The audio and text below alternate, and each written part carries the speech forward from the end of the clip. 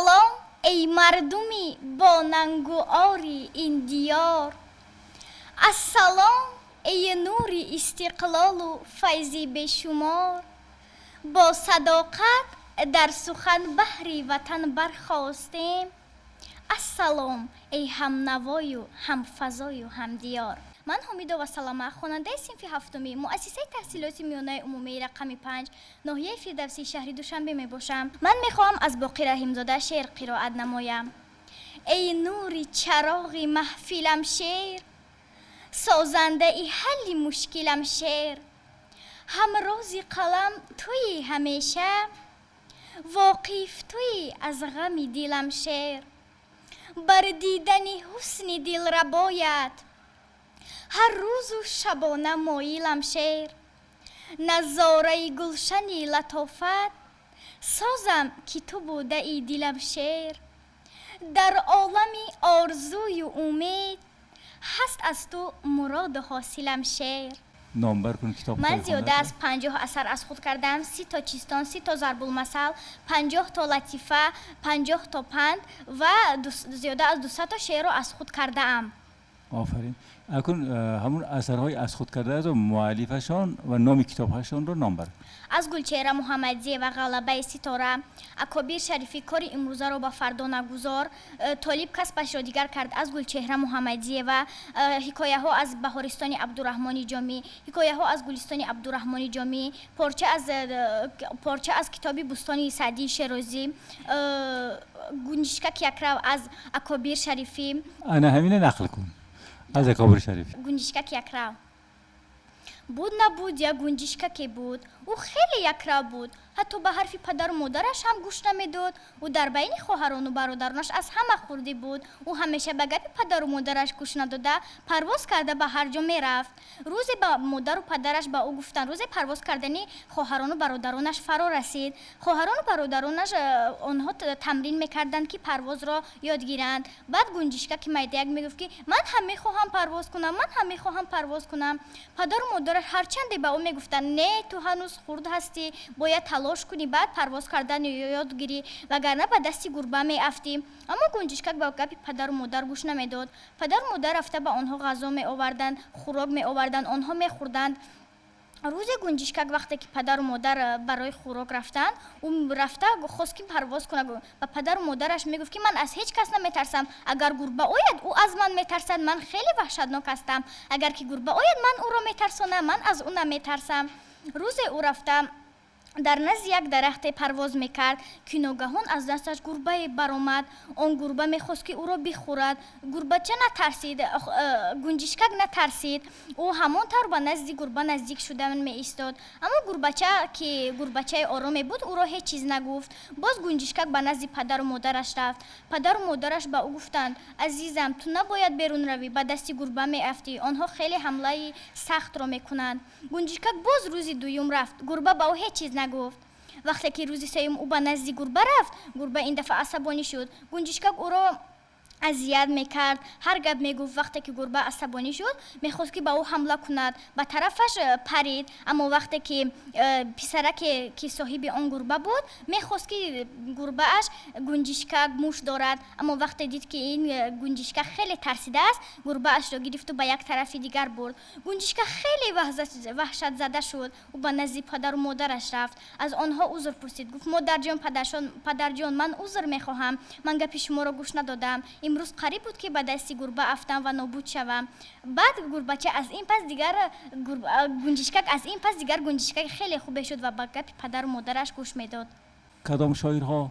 از شاعرهای بچگانه گلچهره سلیمانی، لطافت کنجی و شریفی محمدیار، مرادعلی صابر، عبدالستار رحمان، میر سعید میر شکر، میرزا ترسونزاده. از عبدالستار رحمان یک شعر. نینی خوبانی کوسه چینی در باری نینی، کوسه پروب است نینی چه خوب است.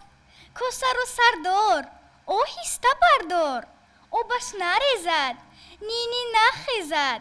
نینی خوبانی کاری آسانه. از میرزا ترسونزاده داستان جان شیرین. از صدرالدین عینی لطافت کنجی و بابا حاجی، میر سعید میر شکر، غفار میرزا، غفار علی سفر. تشکر. اکنون درباره نوروز شعر میدونی؟ بله. مرحبا. نوروز شد و لاله خوش رنگ برآمد، بلبل با تماشای دف و چنگ برآمد، مرغان هوا جمله بیکردند پرواز، مرغ دل من از قفس تنگ برآمد. شرشره واسه از غفار میرزا. بر دهان غار پایانی درم، می فراید پهن و سفته شرشره، پرده آبی طبیعت بافته است، همچو مادر بر درش پرتافته است. غار را تا حفظ از چشمان کند، قهرمان فرزند را پنهان کند. از علی بابا جان رودی بخش. ای بخش دلکش، ای صاحب نور، روده ندیدم مثل تو پرزور. در پیش راحت ای رودی مغرور، کردیم بنیاد درگاهی مشهور.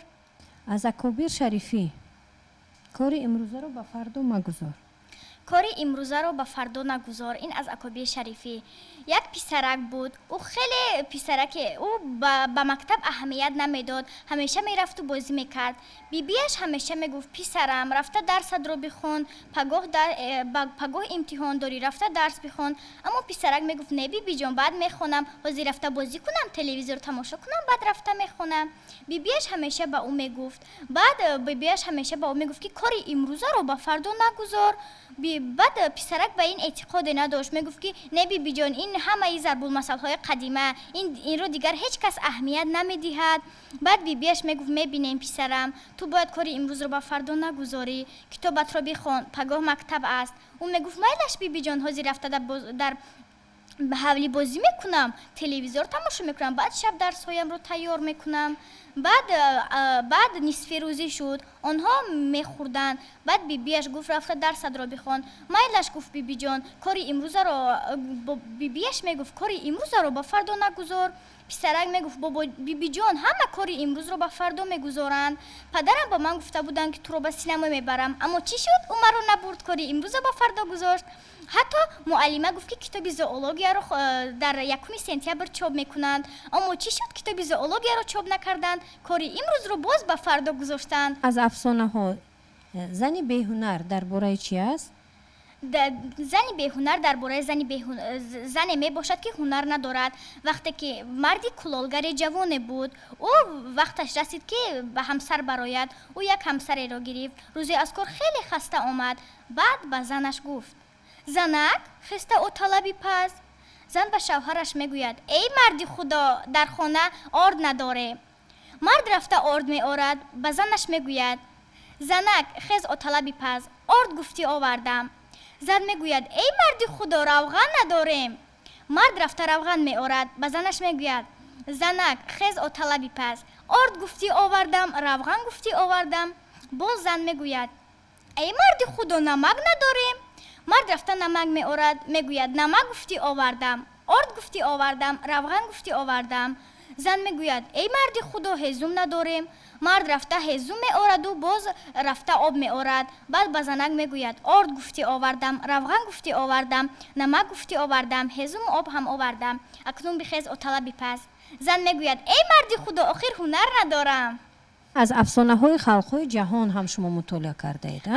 از افسانه های خلق های جهان انبه و رنبه دوستانه بودند. آنها در یک خانه‌چه پر از موش زندگی میکردند.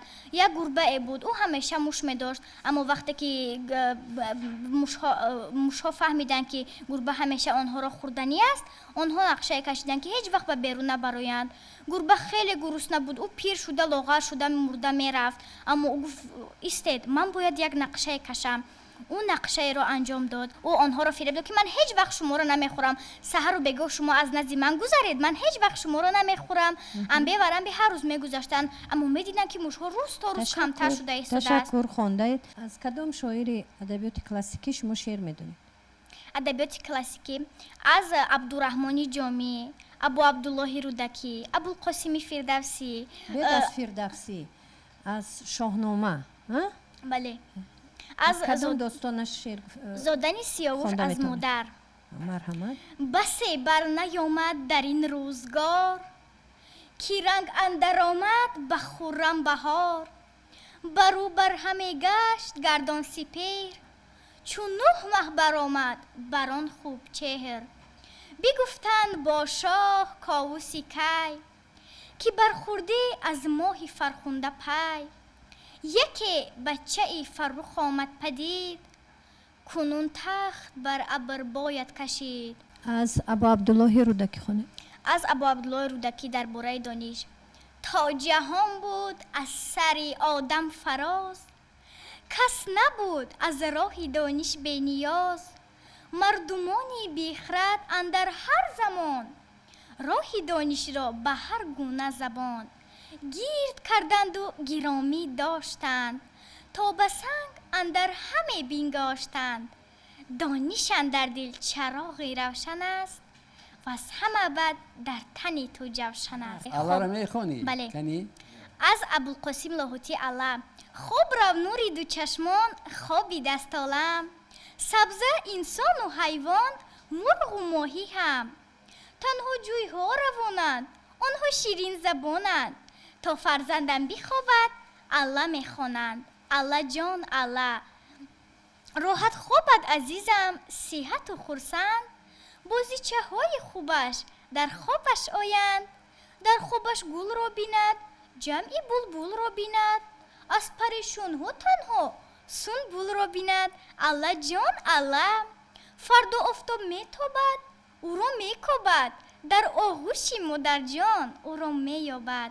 گوید تیزتر کلان شو، در وطن پهلوان شو.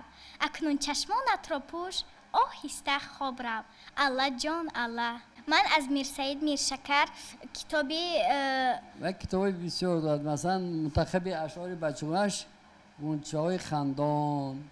همین کتابش داری؟ یا شعرش از کجا پیدا کرده؟ شعرهایش را از شعرهای خوب برای بچه‌های نقص تذکره ادبیات نظمی معاصر تاجیک از خود کردم. یکی از شعرهای خوبی او دخترکی پرهنر می باشد. دخترکی پرهنر گل می باشد. بی گل بسر، دخترکی پرهنر.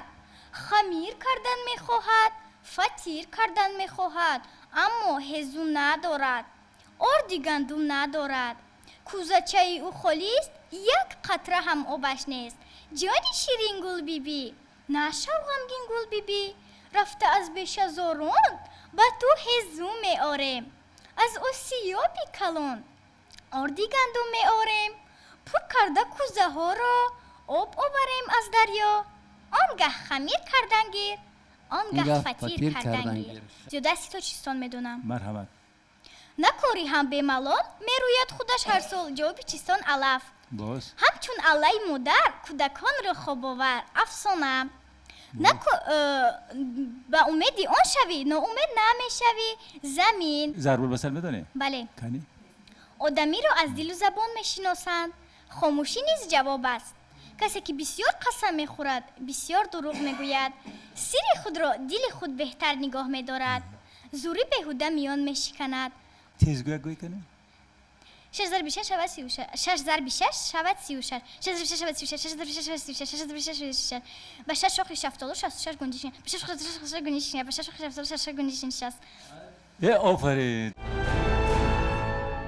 من اکبرزاده ابومسیم، خواننده صنف هفته لیسه اینواتسیونی دوشنبه نزد دانشگاه تکنولوژی تاجیکستان هستم. من آثار نثری 170 تا در حجت پیشنهاد کردم و 10 تا دیگر علاوه کردم. تبرمالی قهرمان خلق تاجیک صدرالدین عینی، داروی کلی دردها رحیم جلیل، دوز و دوز افشانها رحیم جلیل، پرواز معمار آدش ایستاد، واخوری با نابینا آدش ایستاد، نخستین آشنایی حاجی صادق، داغ فرزند حاجی صادق، اشک مادر حاجی صادق، بعد یکی آسیا بازمان پاوس یوسف اکابیروف، سیری جادو از عبدالسلام دهاتی، آثار نظمی 3000 مصرع شعر، افسانه های خلق تاجیک 100 تا، لطیفه 100 تا، ضرب المثل و مقال 100 تا، تزگویک 100 تا و چیستان 100 تا از بر نمودم.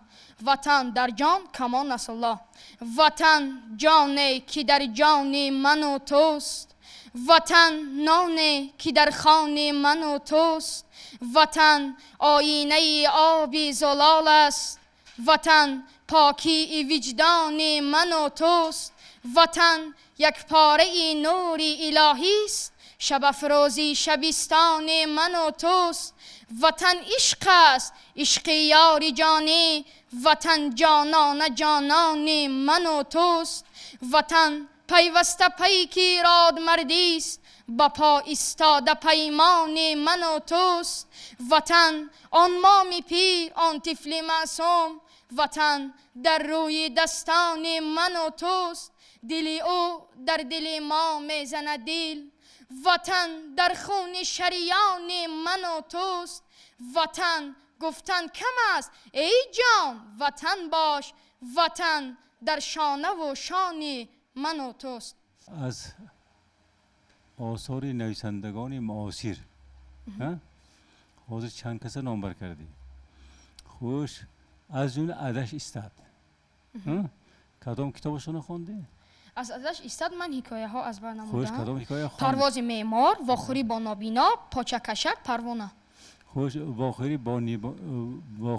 با نابینا نقل کن کمتر کنی. در این حکایه سخن در برای پسرک می رود که روز وی در راه می گذشت، از پیشش یک مردک نابینا می براید. بعد مردک نابینا با پسر می گوید که لاتریا می خری. بعد می گوید که چگونه است اگر در درون وی قواسچه است، اگر قواسچه گیری ما با هم در درون یک کوچه تاریک و می خوریم. وقتی که پسرک می گیرد قوازی منفی می براید و به یک کوچه تاریک می روند. بعد دفعه دیگر می گوید باز لاتریا می گیری. بعد می گوید مایلش من بختم رو می سنجم. بعد می گوید که اگر این دفعه تو غلبه نکردی تو ما باز در محکمه و می خوریم. باز این دفعه پسر باز غلبه مغلوب می شود و در نزد زندان و می خورند. بعد دفعه دیگر بعد میگه که این دفعه باز میگیری. بعد میگه بله این دفعه ما با هم در گور و می خوریم. بعد پسرک میگه مایلش. بعد در این وقت پسرک هم مغلوب می شود و وی را میگرونند. بعد همان مردی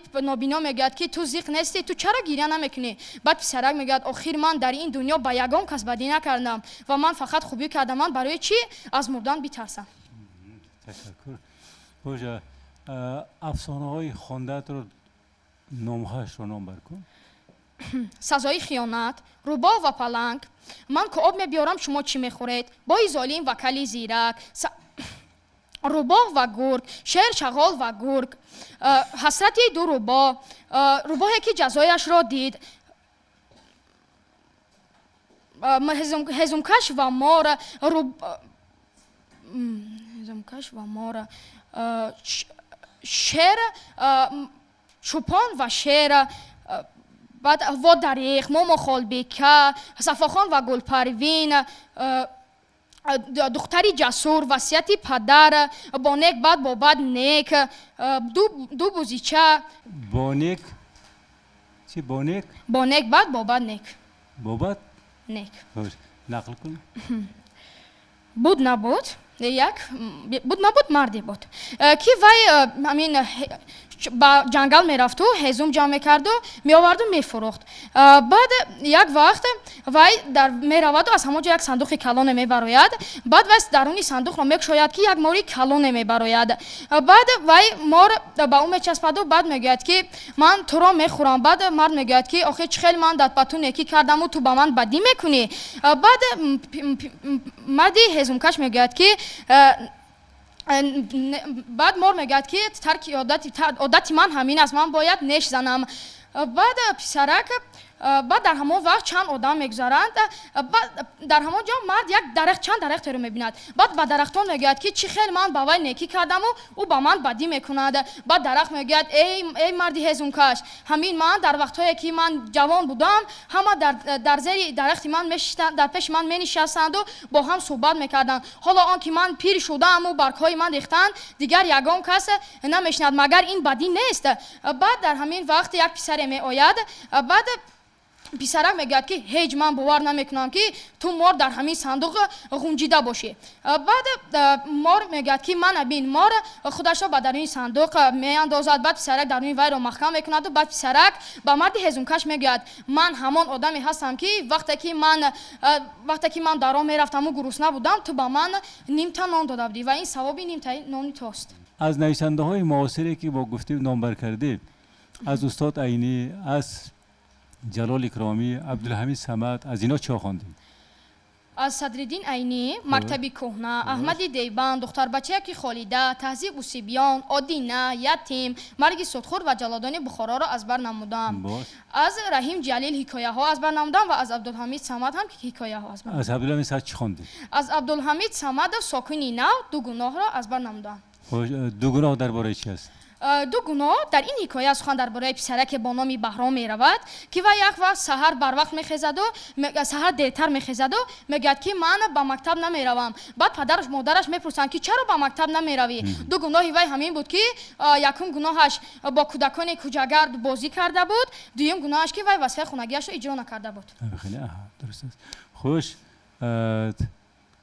аз шоирон аз киҳо шеър аз ёд кардӣ? Устод аз класс ё муосир? Аввал аз муосир гӯй кардӣ. Ту ако хурдсол ҳастӣ, аввал аз муосир пурсидӣ. аз муосир аз Садриддин Айнӣ, Абулқосим Лоҳутӣ, Мирзо Турсунзода, Сафар Муҳаммади Айюбӣ, Лоиқи Шералӣ, Раҳмати Назрӣ, Убайдуллоҳи Ширин ва Низом Қосим аз бар намудам. Хуш, аз Раҳмат Назрӣ як шеър хон кардӣ.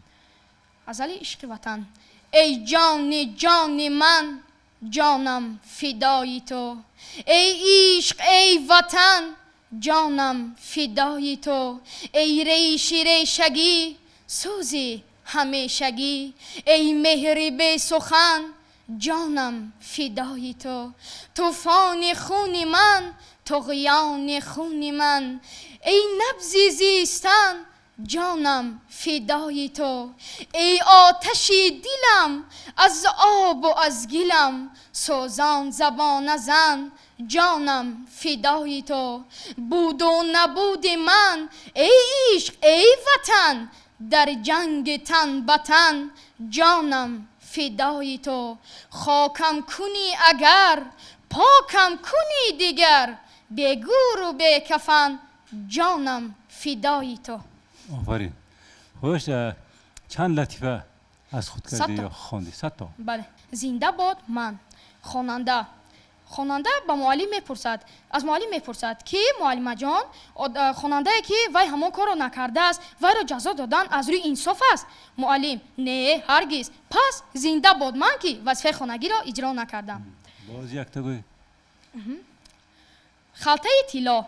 معلم با شاگردش میگوید فرض کردیم تو در راه رفته ایستاده‌ای، از پیش تو دو خلطه میبراید که یکی طلا است دیگری عقل. تو کدومش را انتخاب میکنی؟ خواننده: من طلا را انتخاب میکنم. معلم: اگر من به جای تو میبودم من عقل را انتخاب میکردم. خواننده: کسی به چیز احتیاج دارد همون رو میگیرد. چیستان چند تا؟ چیستان 100 تا. 100 تا. یعنی چیستان های گویی که ما ندانیم. چی باشد این پرنده؟ خورد خوراکی گنده. جوابش عقاب. ذاتی و ماهی و اما میخورد ماهی ها را. جوابش نهنگ. گلوله بارانم کرد، خانه گریزانم کرد. جوابش ژاله. از همه بالانشین، گپ‌هایش شیرین شیرین. جوابش تلویزور. نباشد چون او حیوان پرتقد در بیابان. جوابش اشتر. تشکر. همین بخوری ویرکان و نانیمانچه رو بگوید. وقتی که پدری ویرکان در خانه نبود، در همان وقت نانیمانچه لباس ها را می آورد و همان روز ویرکان در خانه شان یک کسی با آنها نان آورده بود در یک سبچه. وقتی که وی ویرکان با نانیمانچه او را دوست می داشت، ویرکان بیگاه بود با وی میاد و با وی میگوید که بیا با همراهی من خوراک خوریم. سرگذشت صوبی از ساتیم نوزاده. از ساتیم نوزاده. همین واقعه های همین اثر کدام سالها رو در بر میگیرد؟ سالهای 1973 باشد. در کجا این واقعه ها؟ این واقعه ها در یک دهه کدام شهرها نباشد؟ در شهر سمرقند. در شهر سمرقند. یعنی کدام نام ها در اثر نام؟ قهرمان هاش؟ نه، شهرهایی که در این اثر درباره تاشکند. بعد قشلاقی که آنها بعد از خانه خودشان به خانه عمکشان میکشند. نمنگان بوده؟ بله نمنگان. خب همین در بابی یتیمی شما میدونید که وقتی که همین کتاب رو میخونید هر یک از فصل‌های گوناگون عبارت. همین فصل یتیمی درباره چی است؟ وقتی که امکش وفات میکند، وقتی که ینگه او که نامی وی زنی دویومی امکش که نامی وی کرامت بود، وقتی که وی به خانه پدرش میرود، خانه وقتی که بسایی میماند، وی در همان وقت وی خودش را یتیم حس میکند، میرود و دادرش مختار را در خانه خاله‌اش میگذارد و خودش به مکتب اینترنت میرود. همین مکتب اینترنت رو نقل کنید. در مکتب اینترنت وقتی که او میرود، در آنجا کودکان بازی میکردند، با هم بسیار جنگ میکردند و در همان جا یک مردی بود با نام جبار که وی بسیار کودکان را با گناه و بیگناه میزد. بعد یک وقت کودکان از روی او شکایت میکنند و او را میگیرند، او را از مکتب اینترنت بیرون میکنند، یعنی آزادش میکنند. بعد وقتی که وی آنها میبینند که وی در اینترنت بسیار باسواد هست، در همان جا نام یک معلم با نام یک دقیقه معلمی عزیز کریم، وی همون عزیز کریم وقتی که میبیند که صابر بسیار وی باسواد است، او را به دارالمعلمین روی میکند. بله. خب دیگر کتاب رو میبینم، جگ فضل‌الدین محمدی. جگ فضل‌الدین محمدی. در این حکایت جگ نامی سگ میباشد. همین لحظه نامگذاری. لحظه نامگذاری وقتی نقل که کنید همین لحظه نامگذاری رو. وقتی که آنها سگ را میخرند و به خانه میآورند، بیبیش بسیار سگ را بد میدید و میگفت که این سگ در خانه بودنش درست نیست. بعد آنها نامگذاری میکنند و بعد خواهرش چند نام میگذارد و بعد در آخر پدر و پسر میگویند که بیا نامش را جگ میگذاریم. معنای جگ نوترس، دلیر و جسور میباشد. حقیقت تلخی بهرام فیروز. بله. من سوالی مشخصیم، چرا اما الاپر رو همه دوست می‌دارد؟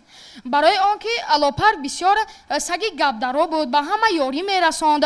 وی همین یک وقت که زمستان شده بود، در آن وقتها یخدان نبود، آنها یک در بند میماندند، بند دراز میکردند و در بالای آنها گوشت میگذاشتند که تا که گوشت ها تا فصل بهار وی بوی نگیرد. بعد یک وقت از همان گوشت ها آنها در بالا کشان میکردند بند را که چون که یگان گربه آن را خوردن نتواند. بعد یک وقت از همان گوشت ها یک تاش میغلطد. الاپر از همان شب تا سحر در گیدی همان گوشت مینشیند که تا که یگان گربه وی را نخورد. جلال اکرامی دختری آتش. بله، رمان خواندم. بسیار خوب. همین بعد از مرگ دلارام کنیز تربیه تربیه فیروزه را احمد جان مشکاب به عهده میگیرد. وی را به خانه خواهرش میبرد و در آنجا پنهان میکند، چون که فیروزه دختری زیبا بود. همین شمسیه که خودتون یادرس کرده یک مکتوب می نویسد. مکتوب بله، مکتوبش رو پیش از مرگش مکتوب نمی نویسد. بله. وقتی که فیروزه رو میفهمند که در خانه آقسقال، یعنی در خانه میرشب که نام وی عبدالرحمن بک است، میفهمند که وی در همان جا است. بعد در شب چند عسکر میاد و فیروزه را بردنی میشود و در همان وقت شمسیه بسیار زاری و توالا میکند که فیروزه را به یگان جا نبرید، وی دختری خوب است، ما با وی بسیار صمیمی هستیم، اما به گپ او گوش نمیکنند. تشکر ابو موسی، شما خوانده اید معلوم. خب اکنون یک غزل پرسم. کمال خوجندی. کمال خوجندی. دل مقیمی کوی جانان است و من اینجا غریب، چون کند بیچاره ای مسکین تنی تنها غریب. آرزومندی دیاری خویشم و یاران خویش، در جهان تا چند گردم بی سر و بی پا غریب. چون تو در غربت نیفتادی چی دانی حالی ما، مهنتی غربت نداند هیچ کس الا غریب. هرگز از راهی کرم روزه نپرسیدی که چیست، حالی زاری مستمنده مانده دور از ما غریب. چون در این دوران نمی افتد کسی بر حال ما، در چونین شهری که می افتد کسی با غریب. در غریبی جان به سختی می دهد مسکین کمال، وا غریبی وا غریبی وا غریبا وا غریب. حکایه راه است. همین واقعه، همین حکایه از کجا تا کجا میگذرد؟ واقع این راه از همان استانسیه که وی دختر سوار می شود از همین شهر، از همینجا تا کجا؟ باید وی به فرخار می رفت و وی در همان وقتی که به نورک می رسند در همانجا ماشین ویران می شود تا فرخار. یعنی از دوشنبه تا فرخار. سازی منور در کجا میگذرد؟ فضلالدین محمدیف این درباره همین یک قشلاق سخن می‌رود درباره همین یک قشلاق ده کجا است این قشلاق؟ این قشلاق بدخشان. بدخشان دینا آمد گلپری آزاد امینزاده درست مهتاب شب لطافت برآمد کنجیوه درست هر سحری چو آفتاب عبدالسلام دهاتی درست من بس که پنجم سیقل سمیزاده مسئول رنجم دوامشو بخوان خوانندگان را هر دم بسنجم هستم همیشه یاری وفادار با آن که داند بسیاری بسیار با من بگردد هر کس که پیوسته باشد خوشحال و خرسند هر کس نترسد از بردن رنج باشد به دنیا کارش فقط پنج در جنگل پلنگ دیدم پلنگکی لنگ دیدم در جنگل پلنگکی لنگ دیدم در جنگل پلنگکی لنگ دیدم یوسف همسینف یونس یونس همسینف یوسف یوسف همسینف یونس یونس همسینف یوسف همسینف یونس همسینف یوسف سلامت باشی سلامت باش بگوی ضرب المثل جان خانه مردم نغمی آب نغمی هیزم آدم لباس خانه و پلاس انگور خورو باغش مپرس قوت بر توانایی اول اندیشه بعد گفتار دوست آن باشد که گیرد دستی دوست در پریشان حالی و در ماندگی تشکر سلامت باشی صده کمان است الله احیای صده مبارکی ما باشد بگذار صده محزنی احیا باشد غمهای کهن بیسوخت در آتش او تا نوری فروغ رهی فردا باشد خواهم صده ای ما همگانی باشد پیوند سعادت و امانی باشد مقصود صده نسوختن ساختن است جاوید بیماند و جهانی باشد خوش درباره مهرگان بفرمود تا آتش افروختند همه عنبر و زعفران سوختند پرستیدن مهرگان دین اوست تناسایی و خوردن آیین اوست کنون یادگار است از او ماهی میر برنج آیا هیچ من ماهی چیر تشکر درباره آب یک شعر خوان کمان است الله ای آب شیرین روح و روانی در سینه ما تاب و توانی ای چشمه ناب ای کوهی انزاب از تو سیراب دریای ورزاب درباره صلح سهیلی جاهرزاده صلح است کلمه که عالم زو صدق و صفا به خود بیابد رونق به حیات می دهد صلح بر جمله جهان چو میر تابد از کشوری مردمانی آزاد از مسکن بخت نیک آدم بر جمله همیشه بیرقی صلح بر دست هوی اهل عالم آبادی مملکت بود صلح صلح است کفیل زندگانی جوینده صلح بختیار است صلح عامل بخت جاویدانی ما هم به تو صلح میخواهیم وحدت میخواهیم فهمیدی تمنا میکنم که در آینده خوانده یک دانشمند خوب شده برای مملکت ما تشکر